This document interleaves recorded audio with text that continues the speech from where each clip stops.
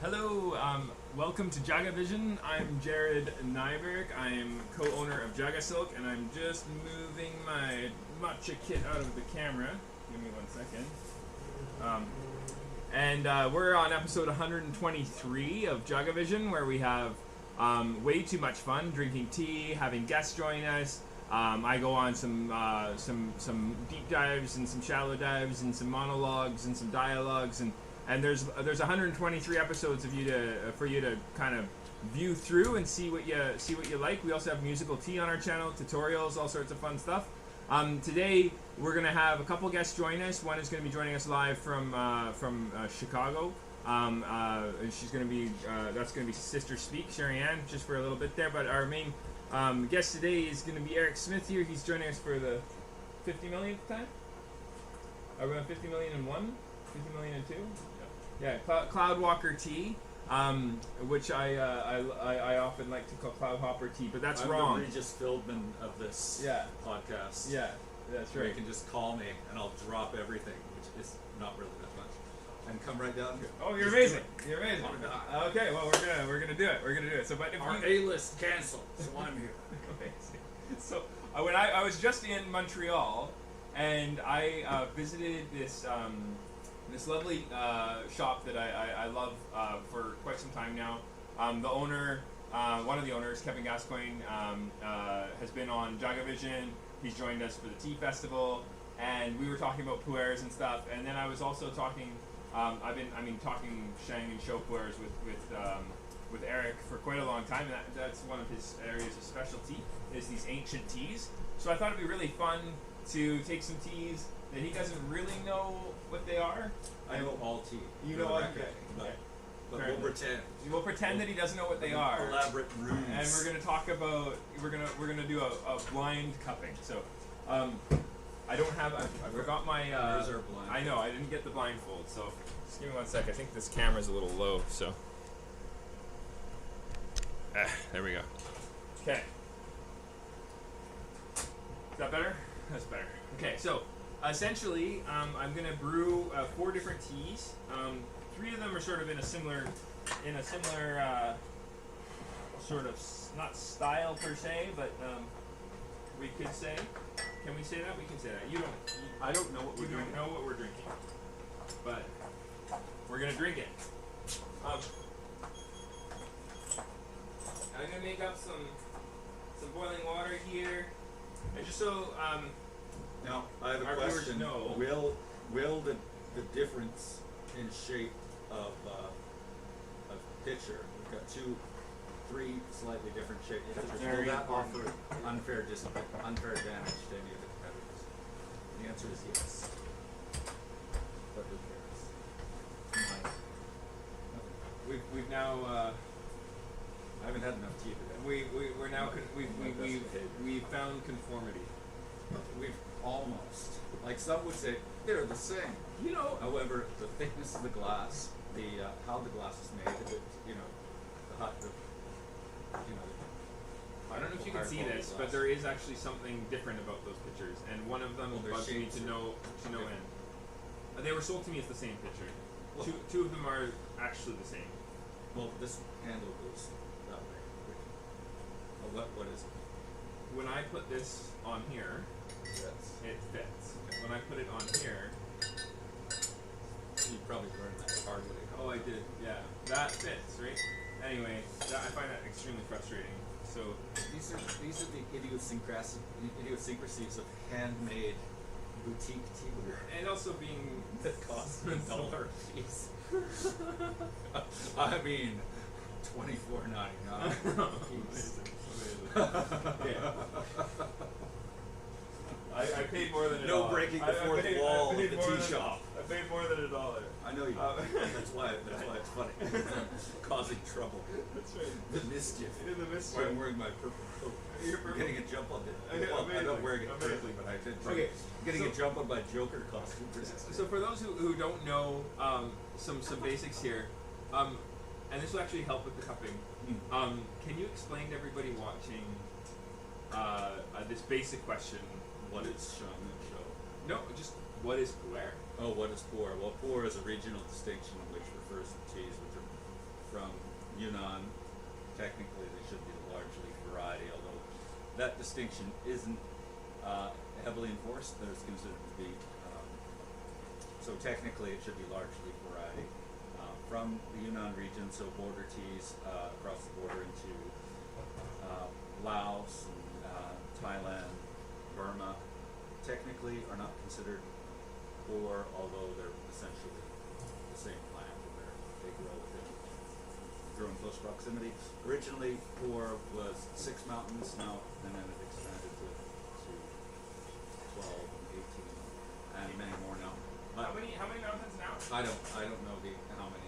We had a company called Six Mountains for a while, once upon a time, and that referred to the original 6. My concern is mostly towards that which is most original, but it's actually subdivided much more into much smaller units now, where it's not just a mountain; it's a particular region or a particular village. So it's sort of the region as a whole could be considered something along the lines of Bordeaux, and then individual regions like Bingdao isn't a mountain; it's a region, it's an area, it's a village. And for those watching, I like the wine comparison because I often tell people the difference between pu'er and true black tea, or what we have to call dark tea in North America, because the English stole the black tea nomenclature and applied it to what's called red tea at origin, is that one is an appellation, one is a geographic denotation. That is what pu'er is. Pu'er?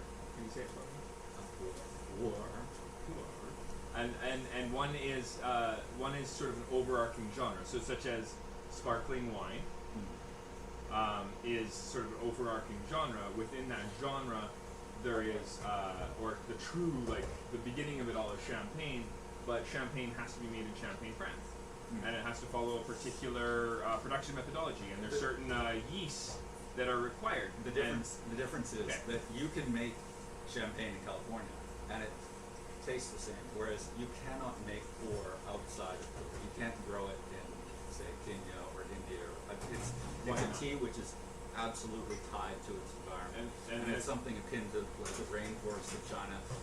The biodiversity of the region is incredibly complex. There are 100 million plus microbes floating around in the atmosphere, and that produce this fermented tea, truly fermented tea, which begins at the bud stage and is preserved through the whole process through steaming and pressing, and that's what makes it prebiotic and probiotic. So it's something that is not achievable as far as we know. Maybe you could replicate it in the greenhouse, but you can't really do what nature does.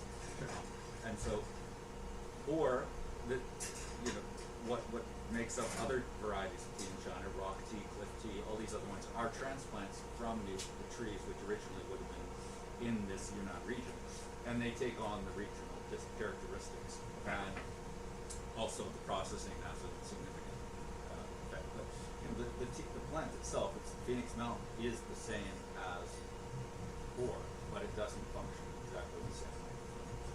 You can't take pu'er out of Yunnan. So I like to compare this to the ambient environment that produce the bacteria that's going to interact with, say, our fermentation for our kombucha.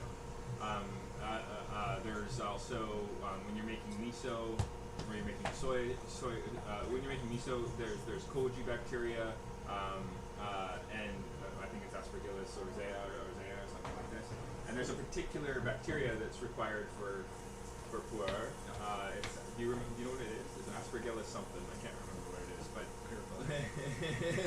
anyway, and that bacteria is in the ambient environment, especially of the warehouses or the production facilities where where pu'ers are manufactured. And so to take it out of that environment. Thanks for bringing it to the person's right there. Cheers, guy. It's amazing. So to find that bacteria elsewhere is actually impossible. Now there is talk about what you could do where you could capture that bacteria in the ambient environment. You could then release it into a different environment in a different country, and then you could perhaps also bring over some wet leaf from the region and produce it in a different region. But they've identified 100 million plus different microbial elements acting on the tea, and they'll take the tea and they'll expose it. And depending where you expose it in the forest, give that particular tip. So like Old Mountain tea, they had a particular secret area where they would expose the tea. So it's sort of like a larger scale of your soybean factory where they have a particular stalactite of mold growing in the ceiling. So there's it's not just the production facilities where they're producing the teas that are going there to. There was a company in Hawaii that figured, well, we can just take the tea back here and we'll just press it into cakes in Hawaii. But I won't mention the name of the company. Yeah. I can't be bothered to remember. But it was, I had it. It was crap. They sell it down the road at not JagaSilk, the other one, Victoria. Okay. Not specifically that good. So you can't just take the tea. Now it's not like it's very much different from. Sorry to be controversial. Actually, no, I'm not sorry. This is what I do. But so Jared can take the tencha for his matcha and roast it here and pile and do all these different things that he does. And he can grind it here and produce matcha, and actually is superior. But you can't take the leaves from Bora and without, well, in theory, can you do anything? Yeah, sure, you can magically do that, but you can't make Isle of Skye whiskey in Ohio, no matter how hard you try. You can So, and I agree with this, but that's why I try to explain that there is such a thing as dark tea, which is mimicking the process, but having it prepared in a different terroir. Now, I'll tell you that people who are like really into their champagne say that you cannot make it in the Napa Valley. You just can't. Sparkling wine is it is fine, but it has nothing to do with champagne. It is this idea, okay? But the winemakers of the world. Well, Orson Welles' commercial for Paul Masson, which is also unusual. Look at that. I looked at that up after you finished watching this program. Would disagree with you. Or some people say you can't make a sencha if it's not in Japan, right? If it's not Japanese, how can you call it sencha? Because minutia. Because then I'd like to see the evidence of someone being able to produce Bora in another region, and then once someone's been able to do it. But personally, I don't think you can because most of the Bora that comes out of Yunnan is garbage. But from one there's, I guess the people that believe that sencha can't be produced outside of Japan, less good. The ones that believe that, they think that it's because the place, the terroir, is an integral part of making sencha. You can't just take the leaves and go put it through the sencha process. You have to grow it in the places where it's supposed to be from. That place where you grow the leaves, how they interact with them at the factory is critical. But personally, I think you can make sencha outside of Japan. I just haven't had good sencha outside of Japan. Yeah. So I think the process is possible. So to me, I really do differentiate between pu'er, which I think has to be made in the region that it's from, and the genre that it's a part of, which is this dark tea or true black tea genre. And I think you can make true black teas in other regions, but we just wouldn't call it pu'er. Do you know what I mean? So, and I think that's because, well, what are you doing with pu'er? Like you're and correct me if I'm wrong, I'm summarizing what you said already, so I don't want to be redundant to those watching, but you're harvesting the tea leaves, you're exposing them to the ambient environment a bit, and sort of letting them gain some of the bacteria during that sort of withering stage, and then you're bringing them back to what are they doing at the factory? Can you just take this one more time, step by step? This is boring. Let's drink tea. No, I want to know. Okay. I'll drink tea. But talk to me about this. All of this is meaningless compared to where the rubber meets the road is a good tea. This is true, but I want to know if I'm making a factory, sencha. they take it, they pan fry a little bit. They do or don't necessarily do shaching, which is the green. They don't. We prefer if they don't. No, so a lot do. A lot of. This is a rather complicated subject, which you can reduce to simply, you can reduce a little bit, but then you'll have people complaining about, well, what about this? Yeah. Which I find personally, but no, I don't mean you. I just mean the tea world. I find myself annoying. No, it's not you. It's not you. It's just okay. Like a person can be. The internet's a terrible, wonderful thing. But so that's basically they're taking the leaves, they're pan frying, they're steaming them, and then they're prepped. This is for raw tea, and then there are slight variations. Well, there's significant variations for white tea. They take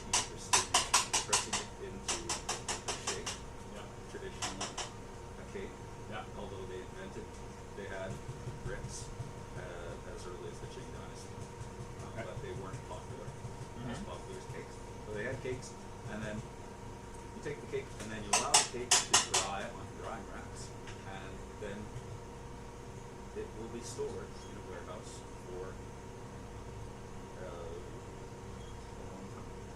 long time. Okay. And How then long you want? then it is pressed. Is it pressed after it's been stored, or is it steamed and then pressed in the cake? Okay. It can also be stored before it's pressed. Some people store it. Some factories would store matcha for a period of time before pressing it in. Then they would sometimes blend the older material with the new material.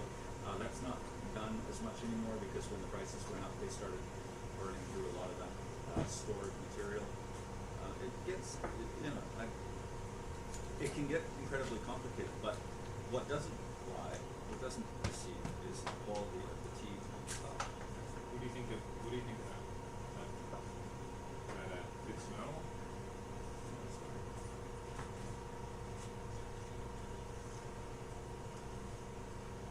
Yeah, good. Classic. Right pour. So we've talked about raw pour primarily. This is the different processes as well.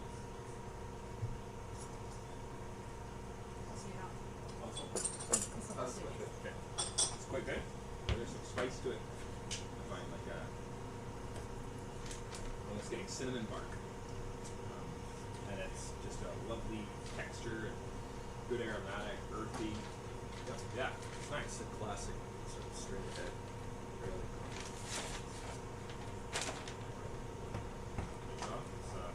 Should we? That's a lot of grit.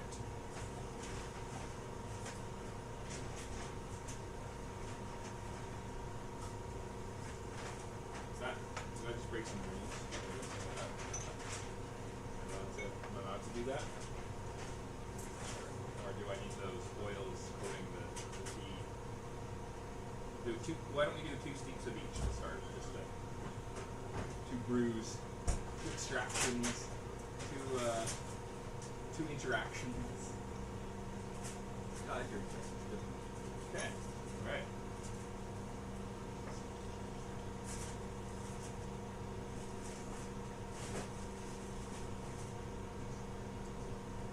It reminds me very much of the tea break that I said. Okay. Well, this also is stemmy, also dry. It's got some wood. there's 4. I put 4.7 grams in each of these gallons, and then I'm putting about 80 grams of water onto the tea.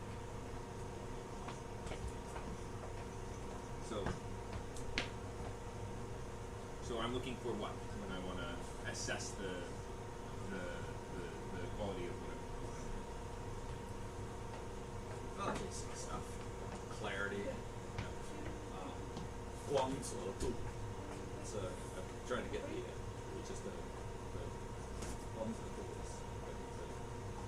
reflective quality, how the light refracts on the tea, Okay. Which is trainability. So anyone worth their salt in the tea industry should be able to look at a tea and tell if it's good. Okay. Before they drink it. Okay. You're all various aromatics. This falls in for me into a very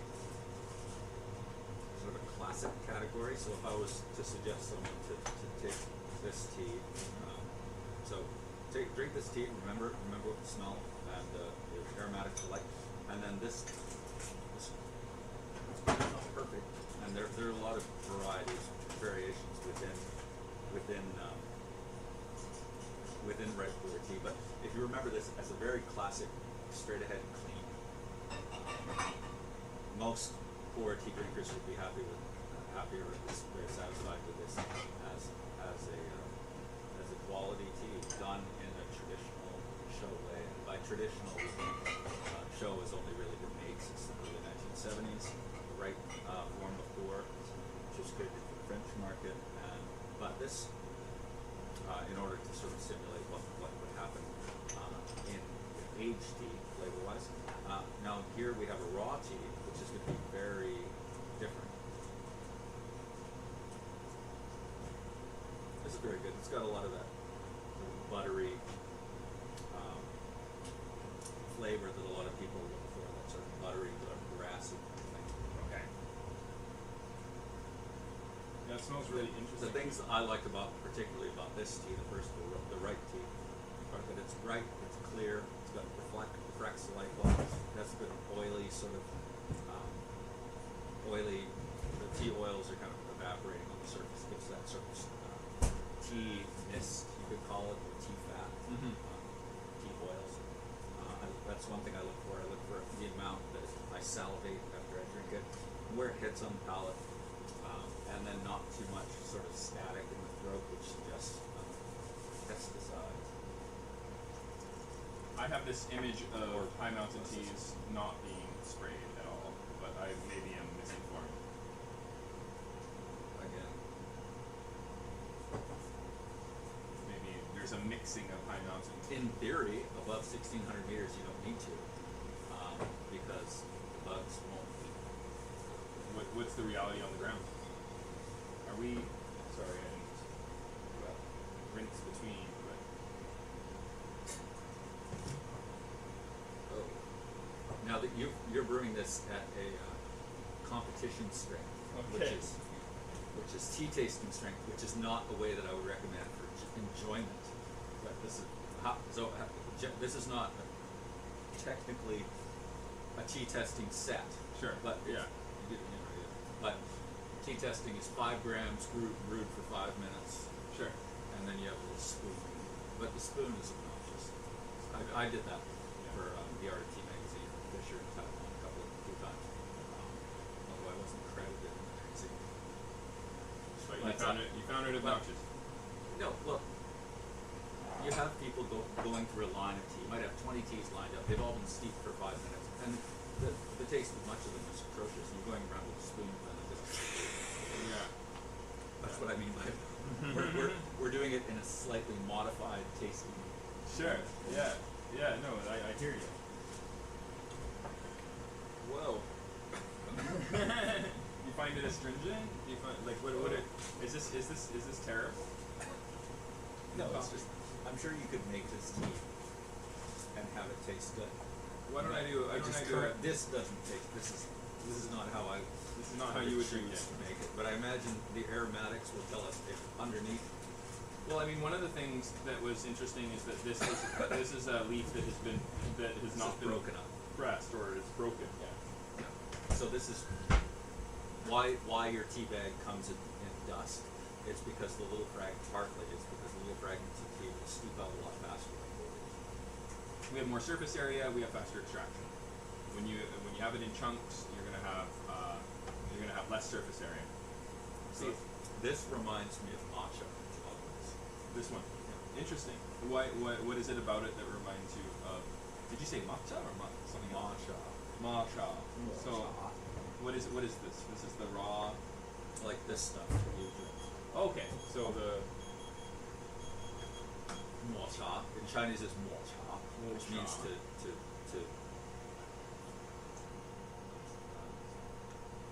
to rub or massage or rub tea, shorter infusion.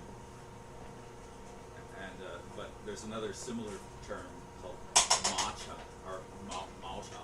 Maosha is the raw material, which. So there is some tea here. It's making me forget myself. But and then maosha is the raw material. So that's the raw leaves in loose form before it's been pressed and anything, before it's been treated. And that's just the sort of raw product. I call it raw product. But some people like to adopt words, and I say you can adopt all the Chinese terminology you want as long as you can pronounce it. That's my one rule. It is how it is. You know, I'm such a failure as a tea person. You speak Japanese, which is I can't pronounce these things. I'm terrible. And I have elastics in my mouth. So it's affecting my pronunciation somewhat. Yeah, as long as you can pronounce it. As long as you can come remotely close. It's like, like I wouldn't go into a French. Like it's like the stereotypical Americans going into a French. Give me some of them escargots. Escargots? Yeah. You know, or give me some of them. My mother says, give me some of them snails. My mother says jalapeno instead of jalapeno. Oh, jalapeno for what? Jalapeno for jalapeno. That's yeah. That's funny though. right? I think they're innocent mistakes. It's like you're trying to do it, but when you're trying to show off. Oh, I see. Because you know that it's like this is a. Well, that's never a good thing, regardless of pronunciation. Even if you can pronounce things properly, you know. I think what you're trying to say is leave your ego at the door.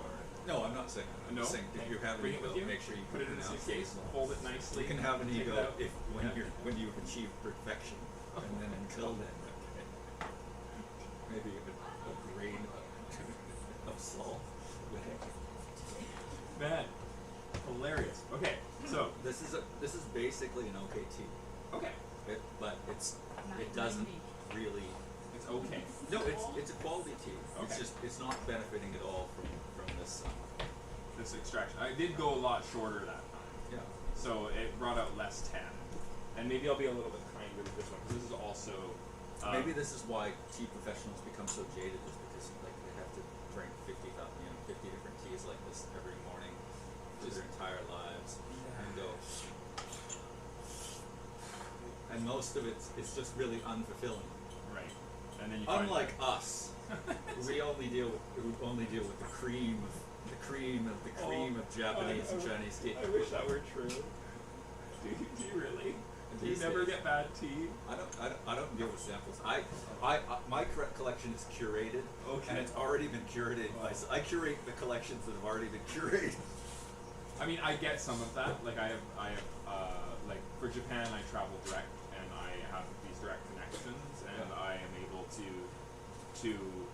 Which is to why your work matcha is so together. great. Your Japanese tea is all, but you also deal with people like sending you random bags of samples. I on the do. internet, And some sometimes is good. and sometimes some I get is- winners, and sometimes I don't. But I end up having to drink a lot of tea, and it can be a little bit depressing. Yeah. when, sometimes you'll when it's- finish drinking a bunch of different teas and you'll just feel awful. It's true. Yeah. So that's an interesting soup.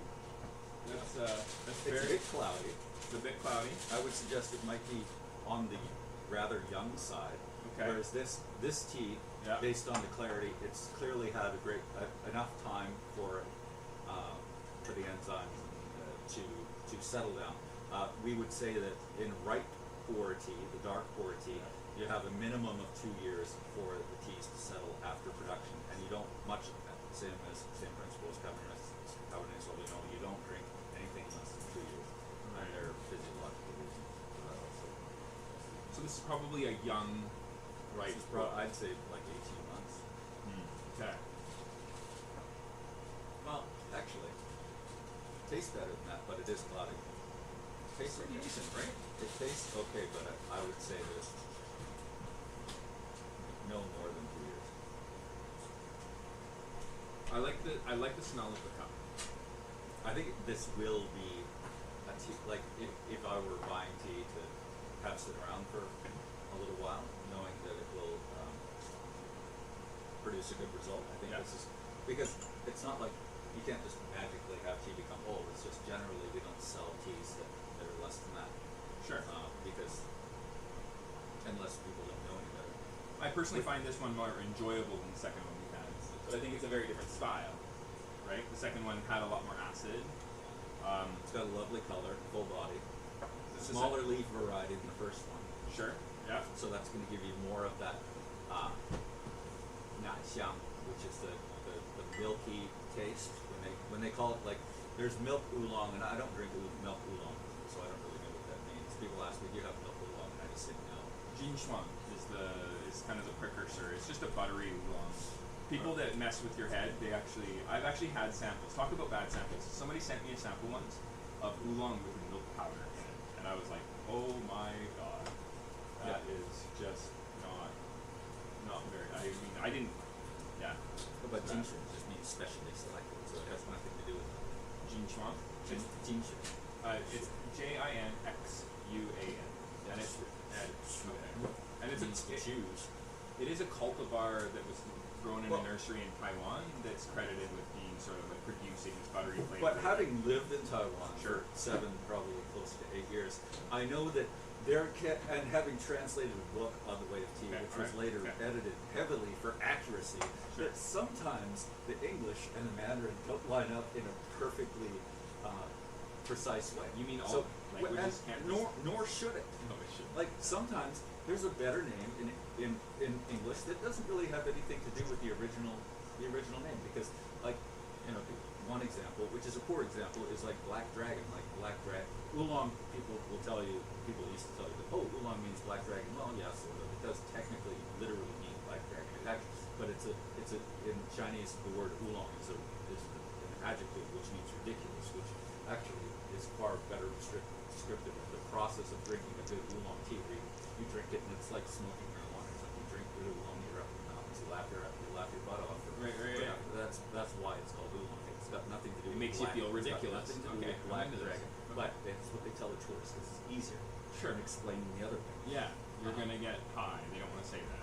Well, I don't say that either. I prefer not to. I say it puts you into a more conscious, mindful, and a creative state, which often is synonymous with you know, let's say alpha wave brain states or beta wave brain states, as opposed to the beta stuff where, you know, slaves with going in with their Starbucks cups, or, you know, can I please work another 10 hours of overtime, please, boss man, Jared. Oh man, you know, I think that you lost me halfway through that sentence. Non sequiturs and tea go together. Okay, all right. I don't know how many. Well, I don't know how many minutes of this show I'll have to keep unedited with Erick on, but you know, I'll do what I can. Yeah, it's it's true. Jared's co-performer of the great band Truth and Dolphin, the guitarist. Oh yes, Mr. Steve Miller. No, we were talking about that because we were discussing our mutual disbanding from coffee. Like sure. He was still drinking coffee. We both were off sugar and basically off coffee. And that was a trendy thing, but I'm not just jumping on the bandwagon. Okay. But he was telling me that the coffee break was invented in the Industrial Revolution to basically crank up production. It has nothing to do with care for employees. Which I think is worth keeping in mind. However, tea, on the other hand, is something which isn't just revving you up so you can be more productive. It's slowing you down so that you can be more productive, but the quality of what you're putting yourself towards. It's an interesting point. It's a valid point. Yeah, it's very valid. You know, the coffee break, and the tea break, I guess. You know, I would say that I am very pro kind of combining. I drink coffee for years. Okay. Yeah. I'm into both. So this tea has a bit more sourness. It's a bit too dry, and that some of that might come away. I feel like it hasn't been broken up for long enough. Okay. So it feels too new almost. Well, for me it does. Okay. Or it could be that it hasn't been. Well, that's interesting because you noted that in its color before you even started drinking it, right? Well, yeah. Like there's a professional should be able to evaluate the tea on color to decide whether they. Normally, I would have decided not to drink that one before you. Yeah, I'm humoring you. Okay, well, thank you. That's very nice. Is it a horrible tea? It's just not something that I would drink. Okay. For myself. Sure. I don't sell anything that I don't personally drink. I'm the same way. Yeah. No, I try to make sure that we're happy with that we would drink everything that we're selling. I didn't used to be that way, by the way. I thought that there was a place in the company for stuff that I was less excited about, but it kind of met some sort of the smoothie. Can I get another 20 kilos of smoothie grade matcha? Yeah, exactly. Yeah. No, I was got a food truck. I was making tea matcha for actually a person in Montreal, and I told him that it was our cafe standard, we called it, and she was pretty stoked because it's cheap. Well, it's a good price, and you know what? It's something I would drink. So sometimes you get the best of both worlds. Yeah. But like with anything, there are people that shop tea based on price and on quality, and I think there's obviously has to be a middle point because people have to be able to afford it. You have to be able to offer a price which the market can support, certainly. But my first impulse in sourcing tea is quality first, and then I find out whether or not I can make it work. Well, you know, for me, I've gotten a little bit existential about that because I have a kind of a grade, this cafe standard grade that I have, and it's kind of based off of a price point rather than a flavor profile. So sometimes if I'm buying from a particular region, I get a much higher quality than if I buy from a more famous region for the same price. Of course. So does that mean that I don't like Why the one pay that's... for region? We've got people on the internet saying, oh, they're posting about, oh, this is a, Bingdao, or this is Lavanda, or something like that. It's like, well, it's from this year, and you didn't pay 10,000 a kilo. It's not particularly good. It might be from that region, but you could you could be finding something far better from a different region where you're not buying the name. I don't encourage anyone to buy the name because It's kind of funny because that's we're talking about a region right now. So can you make, there's like an edge to the region. Like, what if you made like what about Vietnam? Does Vietnam make any good? Have you ever had a good or style of like? I don't drink it. I've heard I've heard good things, but I trust nothing on hearsay. I mean, you'll have. I had a shop. But you only buy curated and teas. You'll have how people. do you taste Daniel has this issue. You have everyone that owns a tea shop. Pedro's had it. We discussed. Then we'll have people coming saying, "This is a really good tea. You should try it." And I was like, I'd rather. I often rather I hadn't in a lot of cases. And which is why the importance of the tea curator, the shop, is to sort of provide that line of defense. Where Sure. Some teas can taste okay. Yeah. The sort of the gains that are done in order to affect the flavors of tea are more prominent within, say, rock tea or different types of oolongs where they're strengthening. And so sometimes initially a tea will taste pleasant, but it will leave you. I've had that with where you don't feel that you don't and how you feel afterwards is really important. Actually, this brings up an interesting point because I also have always I know if I were a judge at an auction in Japan looking for kind of a first place winning gyokuro. Oh, I almost brought my World Tea Championship trophy in today. You should have. Yeah, I'm going to get it engraved because I know if I bring it in here, you got to show it off. I'm not going to put my name on it. It's sure. the trophy for whoever wins. I just happen to win uncontested. Allegedly. Well, yeah, we dropped it. It wasn't, the organization wasn't quite up there. I am the first year. I'm the winner. We almost had contest. We did have a contestant. We just moved it from the table to the adjacent cloud walker table, and Kevin and I were Kevin was the only one that actually paid money and registered, and so I could And he decided that you won. No, I decided. Oh, right. As the head judge. Love it. It's great. So what I want to say an interesting point is that if I was looking for what's considered the best tea from a judge's perspective, it's different from what I personally enjoy drinking. So and that's developed over time. So I have teas that I know would win, like first place or something in a competition, but that doesn't necessarily mean that's all I'm going to be drinking. Like I do have a sort of an everyday tea that I feel really strongly good about, that I think this is great. It's something I really enjoy. And honestly, I drink it more than I would the one that I know is up here. Not necessarily just if I was Rockefeller and I could all the money in the world, doesn't mean that I would necessarily drink the one that always places first, right? Sure.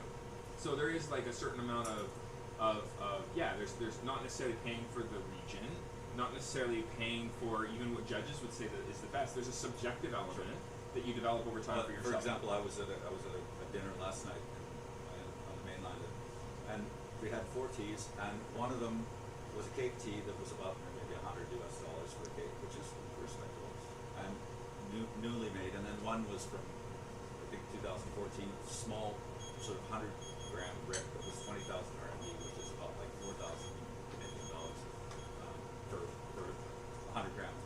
And okay. I prefer, although I acknowledge that the quality was unmatched by this tea. It was Dani, which means it's single bush, sort of, which is all of the leaves are basically the same size, and so although I acknowledge that was clearly had technically bitter points. I preferred the cake that was from the same region. It was the same farm actually, except they had all the buds to the larger leaves, the sixes and sevens all sort of mixed together, and I felt that offered a more balanced range. And so I gave me a cake with this one. And I was going to bring it in today, but it wouldn't fit in with these ones. With what we're drinking. You're killing me. Okay. Yeah. No, these are good. This one's the best. Okay. This is what I would drink. This is okay. It's just like.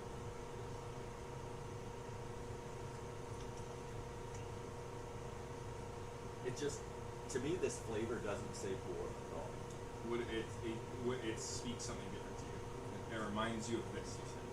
Look, this is Dora tea processed more like a green tea. So they've done the shachi and the kill the green in order to make the taste a little bit more, to remove the bitterness and the stringency. This is so if you like green tea, you probably like this pour, but it's not classic pour.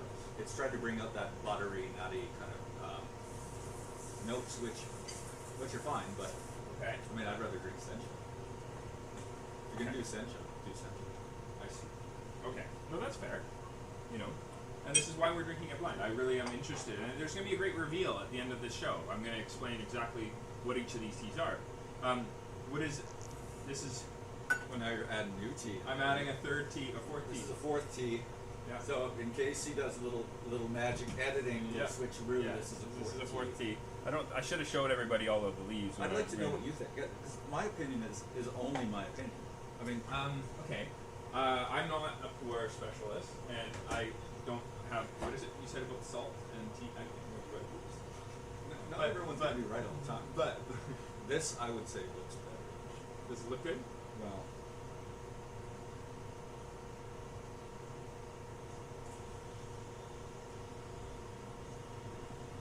Let's see. It's interesting, right? Yeah. It's processed more like a midnight white oolong or midnight white pour. These are all. If I was going to give a hint for all of them, is that they are all trying to achieve something similar. Yeah. So, now mixing right, generally, if we were doing this as in a systematic way, we wouldn't often be mixing raw and right together, because the right is really going to just.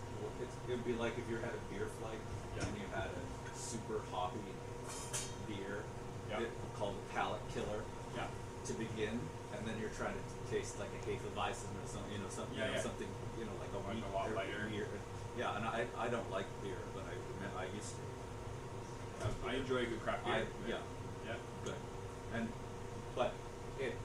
So the heavy right teas are going to blow out your palate, and I'm tasting tea on physiological response. So I don't smoke anymore, but I smoked for years, and people would marvel at my ability to taste and appreciate tea, because I'm at a certain point I don't need to use my actual taste buds. I'm not necessarily only tasting it. I'm judging how does the body respond, and you can call it chi, which is the energetic response, but it's also a trained physiological response. So my paradigm, my word is chi, or someone else's word is chi, and it's just, but it's the same thing. It's how does this tea circulate in the system, and what things just turn on? I still remember making a tea I thought was a white tea. It was called Silver Leaf when it was sold to me, and I made it for you, and you drank it, and you're like, that's actually not a white tea, Jared. This person's lying to you. It's a green tea. And I said to the person who sent me the samples, I said, hey, what kind of tea is this? And they're like, it's a green tea. And I'm like, okay, I just assumed the name Silver Leaf implied that it was a white tea. So, and then when I was having the, so for me, like, I feel like I enjoy. So this is clean, but this is good Guangbai. This is Yunnan white tea. Yunnan white tea. Okay. White. It's called white moonlight, and you can tell when the leaves are sort of whitish. It's a process similar to that. So this is mostly just like sun aged. Sun aged. Okay. Well, they might say it's something else, but it's. That's what you're picking up here. It's a sun-aged Yunnan moonlight white. You said. What it tastes like. Okay. It tastes like Actually, of these, I like this. This is I mean, they're very different styles. Like this is very rich, syrupy. I would say that the first one and the third one, the one that you didn't like, there's in terms of like just the texture on the tongue for me, somewhat similar, but I get a lot more grit on the third one. It's unpleasant, and so it kind of blocks the pores of my tongue, and I don't really it's okay taste as much. Yeah, it's and so I feel like it's like blocking the clarity or the guangzhou is severely lacking. Sometimes you'll get this in a tea, and it doesn't necessarily mean it's bad. It doesn't mean it's bad in this case. Yeah. It's just the time of year the tea has gone into an active fermentation phase, and generally that's a time when we say to rest. Okay. So maybe we're just drinking at the wrong time in its sort of bacterial life. It's I don't know what they told you how old is it, but it's not ready to drink. It needs to be. Well, may I with the great reveal? Yeah. Okay. So this is I think 2006. This isn't Moonlight. This is a collaborative project between JagaSilk and Cloudwalker Tea. Okay, so I did get my. Yeah, you got your tea. You liked it the best. That's good. I liked it the best, and I was gonna say this is my tea, but I didn't want to be too impressive. You basically said that. I liked it. You said this reminds me exactly of. And then this one here is a Japanese kurocha. So it is. Japanese. So that was good. Tea. You were like, this is like Japanese. You said this is very. This is matcha. Reminds, yeah. This is matcha. But they used Aspergillus rosea. They used the koji mold in the. So production. I'm doing fairly well. You're doing very well. You're doing very well. The third one. Well, this is the fourth one here, but the third one. The third one is a Korean puer, quite young. Okay. So also. And that was. So how? I'm very curious, Jared. Yeah, 2019 from Jeju Island, organic. So how is it a Korean or how does it's Korean dark tea. Let's call it a Korean dark tea. So are they the mold culture is it coming? Is the tea coming from Yunnan or like the tea leaves? So they're working with Jeju tea leaves, as far as I understand, on Jeju Island, and they're just producing it using the style. So they're going with like a fermentation. I don't actually know. I'm not trying to be a snob. It just happens.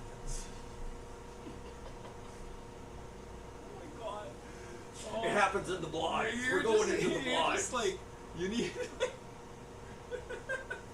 There's so many T-shirts I can make with your quotes. It's just awesome. Yes. Yeah.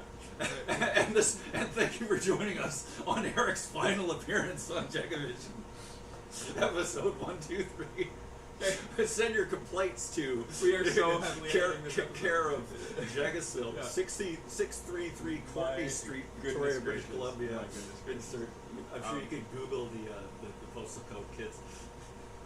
So the fourth one though, is actually an Indian. Okay. It's an Indian. It's a white tea. Maocha. So they are the intent for this tea is that it's still. And again, matcha is the raw, sort of loose tea. And they're going to take this and they're going to press it. They've made like pu'er pucks and they're going to press this. They're aging this. But I guarantee this will turn out like a white tea, like a yuguang, which. When I first drank it, I thought I was drinking like a. This must be like Himalayan, like a really young shen. This is Darjeeling origin. It's not. It's from the Assam Valley, but they're using a really interesting liu. They're actually trying to do a blend of Assamika sort of wild teas and like old trees. Got it. And they're blending it with some like I think some Chinese clones. It is interesting. It's an interesting tea, right? Yeah, I found it really interesting. And when I drank it first, I was like, for those keeping score at home, Jared was I was not briefed. I was not prepped. Nope. I was told nothing. No. He had a couple of bags of tea from, it was all blind. 05 and from Camellias and Vest. He said, we're going to try 4 different pours. Yeah. Curveball. Yeah. My tea aside. Yeah. Curveball. Yeah.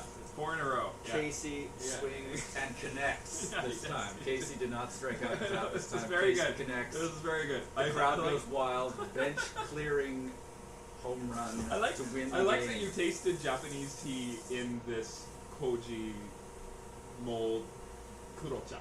Like that is a kurocha. That is not like, to me I could taste like texture to it that was definitely not normal. And it was tasted like Okay, and it's an experimental thing. There's more information. So if you want to check out these teas, This is interesting. So Jared is much more interested in like things that are like the possibility of the tea, like things that can happen. Yeah. I'm very much a dinosaur, a tradition. Like I like the very sort of like the old fashioned, like if everything was still stored in caves with stalactites of mold growing in the ceiling in Hong Kong, I would be happy. Very few other people would. Well, if me and Daniel and a few other guys in Hong Kong would be happy. Yeah, but nobody else would be. Great. Well, like but so you're the visionary. This is really visionary stuff. Well, it's interesting to me. I like understand. I think you can't really understand like progressive sort of thought without understanding where the traditions are rooted. Yeah. And so understanding where the traditions, and even you told me this, that when they first started making right pu'er, it was horrible. And the initial experimentation phase produced some of the best and most desirable examples of right. It's just, and then in the 90s they were kind of like trying to crank up production and then also in the early 2000s. Sure. And then they weren't doing things in a careful way. Initially it was like a science experiment. Let's apply some of the techniques for dark tea and apply those like Heita or Liuba, and cross-apply that before. That's where a lot of that initial genesis happened. And dark tea is the North American word for black tea, true black tea. So what you mean is taking crimson tea or red tea. They were taking it and applying it they didn't just sit around and think, hey, we can do this. They were taking techniques. Your sort of crimson tea, red teas, or what North America calls black tea technique. And they were applying it to... not black tea. Oh, right. Not what we think of as black tea. Okay. Heita means black tea. But Heita is like the dark, it would be called a dark tea in the Chinese lexicon. So, Heita. Okay. Yeah, and it comes out black. Don't think like red tea, red rose, like black, like oil. Interesting. Like okay. Yeah, I didn't oil know. slick. Okay. Well, this is oil black. This is new for me. I don't know the English word. Heita. Well, dark tea. But this is one of the issues that we run into when we're dealing with the different languages. That especially if you learn tea in one language and then you try to bring it back and then realize how in English a lot of these terms don't really work as well as they could have, because initially they didn't really care, I think, a lot of the time. And so we as tea presenters and tea visionary genius, teapreneurs, we have the opportunity to recontextualize some of these things. Like say, no, red tea does not mean rooibos. Sure. Rooibos is interesting, but it's not tea. No. It's not tea. It's a caffeinated herb. It's not caffeine. But one reason why I call it, like my black tea comes from, or red tea comes from Yunnan, and it's called Dian Hong in Chinese. It means Yunnan. Dian is an old name for Yunnan. It's a Dian Hong, and so I call it Yunnan red, which is respectful of the original name. Totally, basically literal translation, but it reinserts that red tea in there because if you look at it, it's a gorgeous red color. Yeah. And a lot of what we. That's why I say crimson tea for this on. Like one drink rooibos, fine, drink it. It does confuse people. Sometimes they're like, "Hey, I want to have a rooibos, so I'll have your red tea," and I'm like, "Well, actually, it's Camellia sinensis. It's not." Tastes like 2006. Cloud Walker Vintage. Deal of the day. Deal of the day. While I have you on, we're kind of coming to the end of it, but I should. We're putting in some of our Barnum and Bailey showman kind of CB. What's that? QVC? Is that where they sell things on television? Sure. Yeah. No, we got to do that. So, he's not. While you guys are watching, we're gonna have even more pu'er. I think. But this is out of fairness to what they're doing here, they might be able to figure out a great recipe in time. We had it only at the at your musical. Okay, all right. So this I think I had it with Pedro. Oh. I have this one, and we compared it. What did Pedro say? World famous tea impresario Pedro Villalon of 05T. That was good. That was very good. What do you mean this high voice? Good. Yeah, no, it was good. This is good. It was good. That means I know from watching I Love You Man, the great movie, which probably has too many jokes that you're not allowed to tell anymore.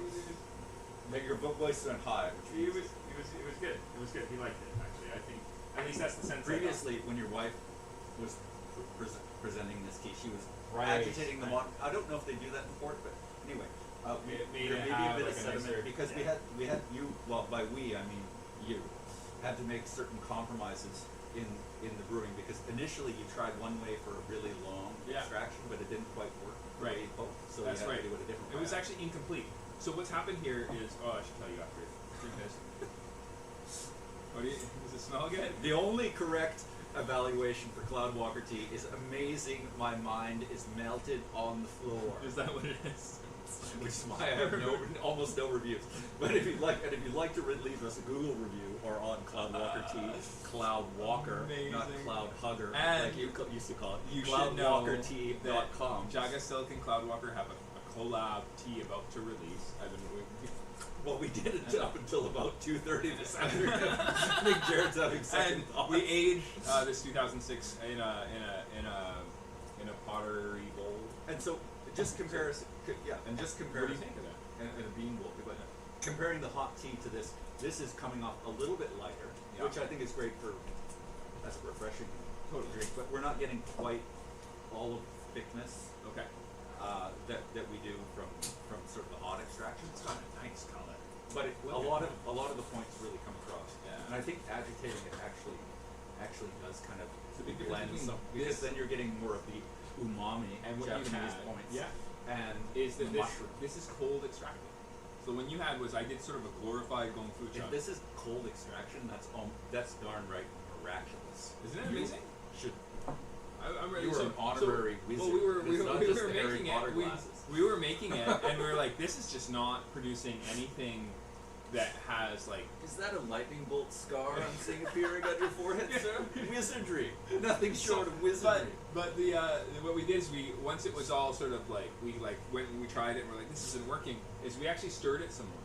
We gave it a stir. We broke it up as much as we could as wet leaf, and then we put it back into the cold extraction, and then we bottled it after like I think almost 3 weeks of cold extraction, and we were worried about it. We were like, I don't know if this is going to be okay. And it was actually Pedro who was like, guys, like this has so much bacteria in it. Like if you're gonna like cold brew something long and be worried about bacteria, Did you just get some caramel? it's very nice. Yeah, it's very nice.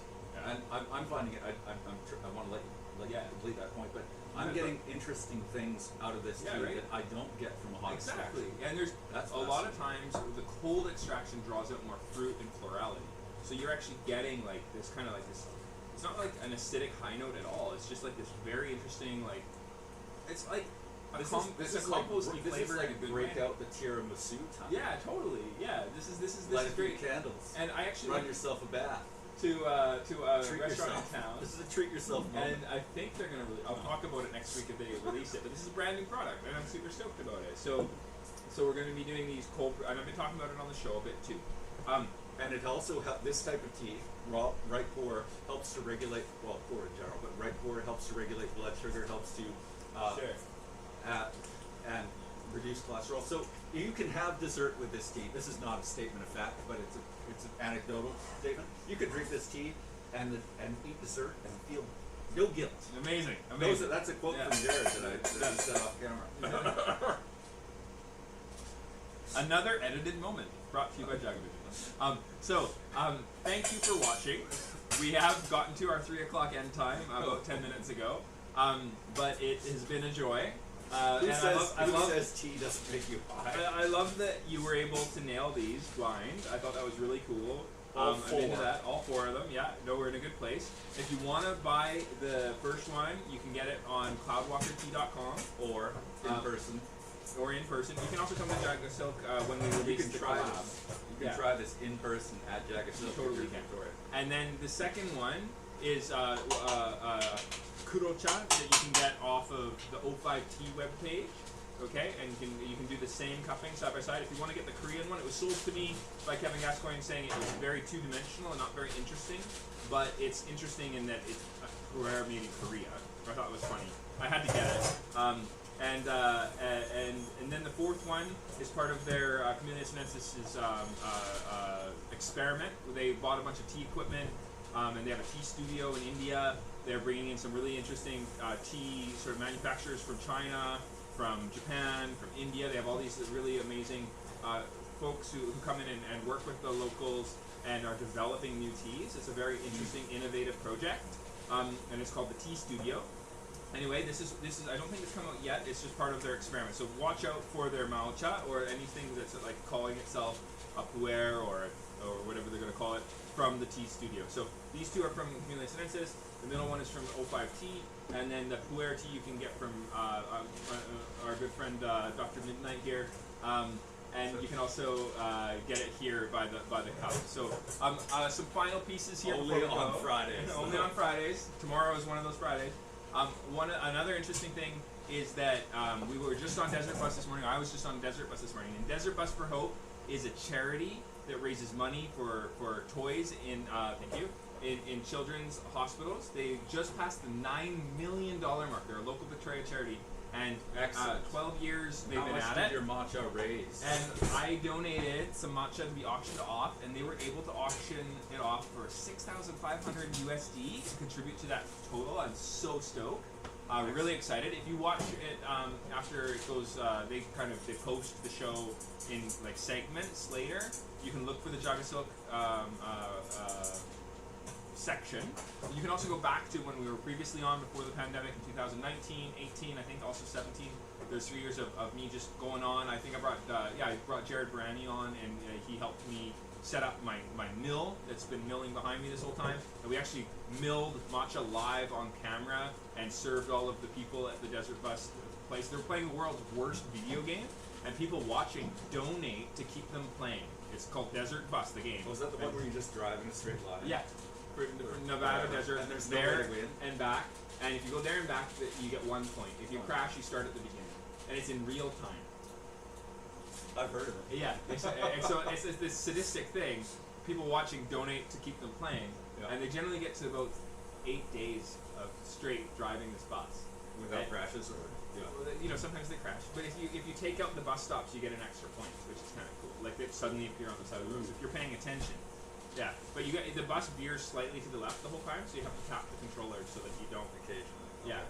So there's like and then they play games and they have guests and they make it super interesting. It sounds horrible, but it's actually really, really awesome. And you go to Desert Bus for Hope, and you got to check it out. It's live right now, and it's amazing. Anyway, I was on this morning. I got to roast some tea and talk to one of my good friends, Serge, who's a part of it, and I think it's put on by Loading Ready Run. You can check out their internet shows and stuff as well. Anyway, it's great, and it's for a really good cause. But thank you, Eric, for coming on. I wanted to do my Orson Welles Palma song wide commercial.